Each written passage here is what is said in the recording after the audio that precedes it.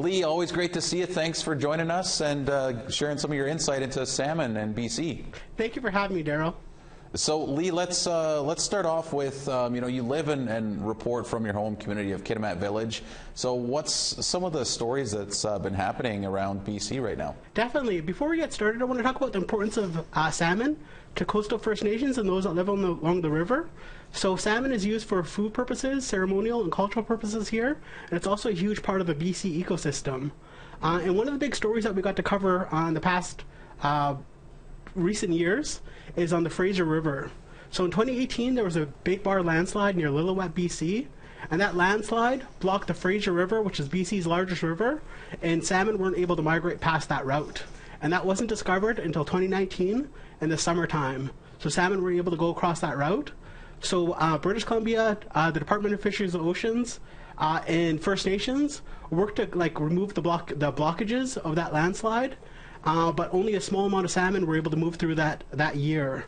And they've still been working on that river, and they're trying to do things to help the salmon go through even to date. And then another big story that we got to do is a controversial one, which was around fish farms on BC waters. So Atlantic salmon on BC waters has been a controversial topic. So in 2009, the Cone Commission was tasked we're trying to find out what the declines were in salmon, and one of the things they pointed to were salmon farms on the Discovery Islands as having an impact, because salmon having to migrate to the Fraser River have to pass the Discovery Islands to make it to their salmon migration route. And so they said in 2019 they made a recommendation that by 2019 that BC moves away from open net pen farms on the Discovery Islands. And so that was a major story for us. So in 2019, Department of Fisheries and Oceans Canada, under Bernadette Jordan, they had a mandate letter to remove all open net pen farms off of BC waters by 2025. And that announcement was met by lots of support from maybe 100 First Nations that were happy to see salmon farms coming off of BC waters, but there's still 14 nations that are against having those open net farms coming off of BC waters because they rely on those salmon farms for jobs. And it's economic opportunity for them there. But majority of the First Nations have been happy about that announcement to transition away from the open net pen farms. And this year, they made the announcement that they were going to transition away from 19 Discovery Island farms, but that was sort of put aside by a federal judge who said that they couldn't transition away because they didn't consult properly with the fish farm operators. So this year, there were 79 licenses set for renewal on the fish farms for the BC waters, and the ones that are outside the Discovery Islands, they are renewed for 2 years. So they'll be operated within for 2 years, but there still is a plan to commit to transitioning away from those open net salmon farms on BC waters. And the ones that are on the Discovery Islands, they're in consultation right now with the fish farm operators and all the stakeholders. So those are a couple of big stories that we got to do on for APTN.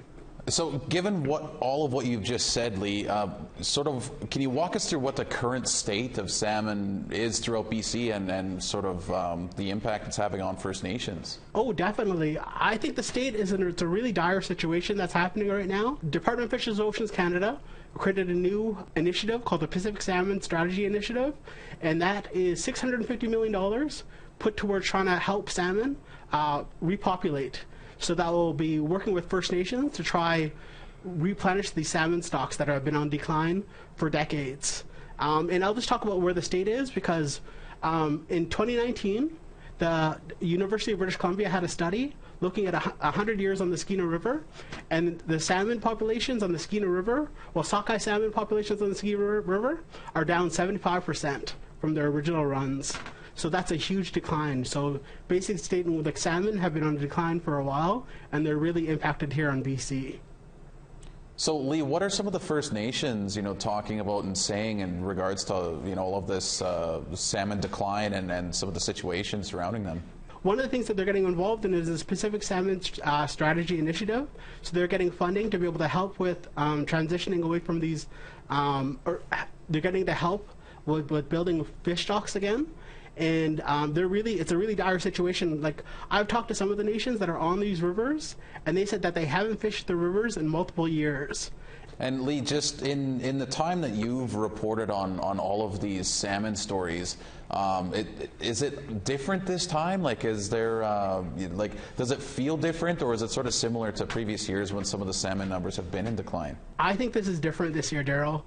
One of the things that I remember asking, what was her name? I ended up asking one of the scientists, Alexandra Morton, about the fish farm situation. I asked her the question of, what happens if these fish farms aren't removed from BC waters? What is the outlook for salmon? And the word she said to me was extinction. And my jaw kind of dropped when she said that, because I realized that like salmon really are at risk out here right now. So when I see the language from DFO, they're talking about basically restoring salmon stocks, and they're not really mincing their words. They're saying salmon has been in decline for multiple years. So in the wording that's happening and the funding that's going into like trying to restore salmon, I think there's a lot more urgency that's around the salmon populations right now and their declines. And for multiple years, some nations have not been able to fish their salmon stocks. So it's, I think there's an urgent time right now. Well, Lee, we'll have to leave it there, but we certainly appreciate you coming on and sharing some insight from a colleague of ours into what's sort of going on with the salmon and the numbers of BC. So again, we'll have to leave it there, but thank you for coming on and sharing some of your insight into this. Thank you for having me.